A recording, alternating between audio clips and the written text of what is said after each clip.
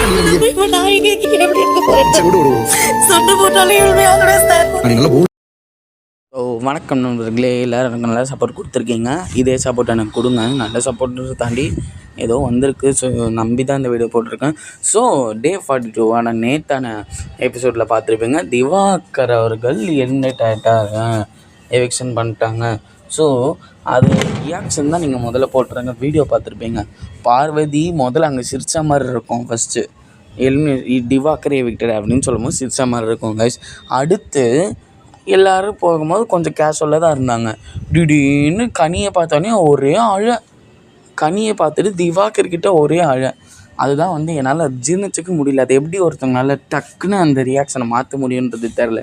So இதுக்கு பின்னணி நோக்கம் என்ன, இது உண்மையா பொய்யா அப்படின்னு நீங்கள் என்ன நினைக்கிறீங்கன்றத காமெண்ட் பண்ணுங்கள்.